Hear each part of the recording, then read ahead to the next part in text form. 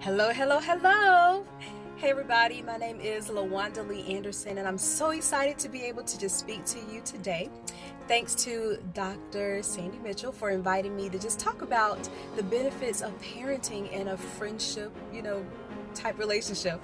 So, anyway, a little bit about myself. I am a mom of a very high energy 8-year-old son, and I have a husband.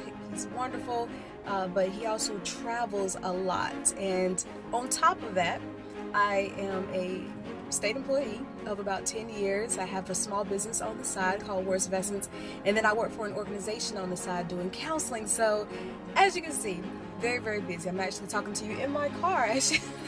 But I know that each and every one of you are busy just as much, and we carry so much on our plates as moms. And so, for that simple reason, it is important for us to develop friends who are going to be able to pour into our lives, because it can be a stressful situation. But with God, all things are possible, and He gives us our strength so that we can be able to endure even the most toughest of situations.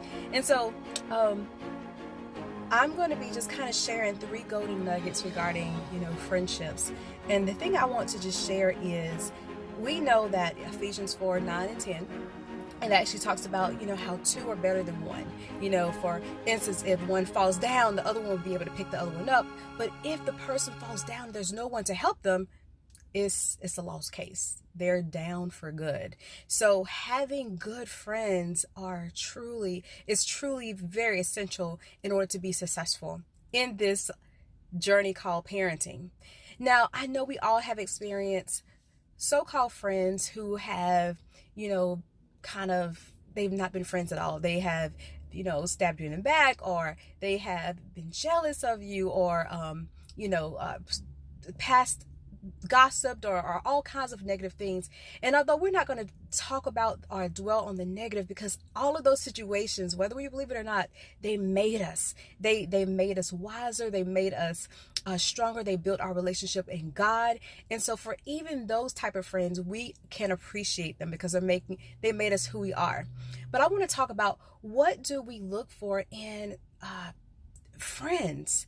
And three R's come to my mind, and that is, the person should be relevant. There should be some type of commonality between the two of you. I've heard of age. I've heard several people say that, you want to have friends. If you're married, you want to have all friends that are married. If you're single, you want to have all friends that are single. I don't really believe that. I believe that you need different perspectives, but at the same time, there needs to be a commonality with your genuineness, your heart. Like, you want to be with somebody or have a friendship with somebody who can basically relate to you. And so that relevance is definitely key. The second R is righteous. You want somebody who's going to pour into your life spiritual information, not just talk to you about carnal things, give you unwise advice. Girl, if I were you, I would do X, Y, and Z. No, you need a sister in your life that's going to speak the word of God, but at the same time be practical and still yet understand and see from your perspective, as well as be able to give you God's perspective on the issue. That's very key. The other R is be real. You want a sister who's going to be authentic, who's going to give you the truth, who's not going to sugarcoat the truth just because of who you are, because she sees your destiny, she sees where you are heading, and she wants to remove those barriers that could easily cause you to fall.